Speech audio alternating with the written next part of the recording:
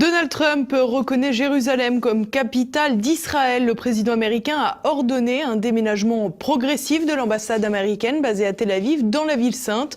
Une décision explosive que les conseillers de Donald Trump tentent de minimiser.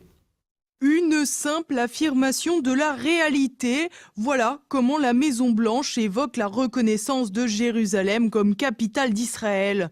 Pourtant, si les choses sont claires pour le gouvernement américain, elles sont loin d'être aussi limpides pour une grande partie du monde arabo-musulman. En effet, la ville sainte est également revendiquée comme étant la capitale du futur État palestinien. La décision de Donald Trump est donc vécue comme un coup de pied dans le processus de paix. Par ailleurs, nombreux sont les experts du conflit israélo-palestinien à ne pas comprendre l'intérêt des États-Unis dans cette prise de position hâtive. Plusieurs conseillers, tels que le secrétaire d'État Rex Tillerson et le conseiller à la sécurité nationale McMaster, ont fait savoir qu'ils craignaient qu'une décision unilatérale mette en danger les militaires américains dans une grande partie du monde. En réalité, la très grande majorité des voix s'élèvent partout dans le monde pour déplorer l'annonce du président milliardaire.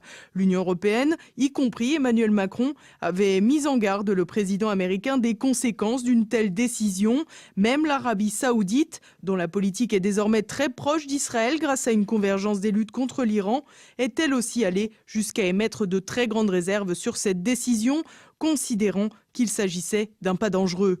En effet, le pays plaide toujours pour les accords de paix présentés par le roi Abdallah en 2002, dans lesquels les 22 pays arabes reconnaissaient Israël en échange de la création d'un État palestinien dont la capitale serait Jérusalem-Est.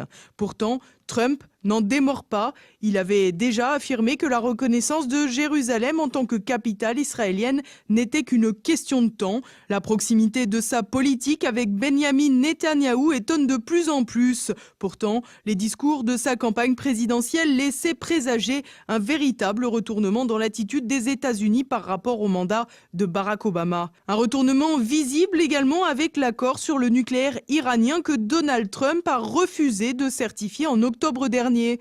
Là encore, l'attitude devait être rapprochée des intérêts de l'État hébreu, puisque le Premier ministre israélien avait toujours montré son hostilité à l'égard du texte signé avec Téhéran.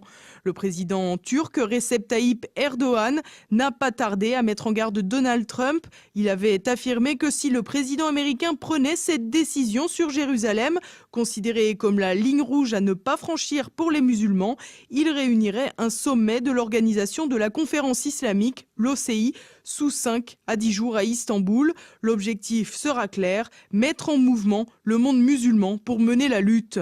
La décision de Donald Trump risque donc bien de tendre toutes les relations internationales, le tout sans que l'on perçoive vraiment les objectifs de ce choix. Depuis son arrivée au pouvoir, le président surprend par sa politique menée à l'international et plus encore sur les questions du conflit israélo-palestinien. Pour l'heure, la Maison-Blanche tente de minimiser la décision du président en étalant le transfert de l'ambassade américaine de Tel Aviv à Jérusalem sur plusieurs années.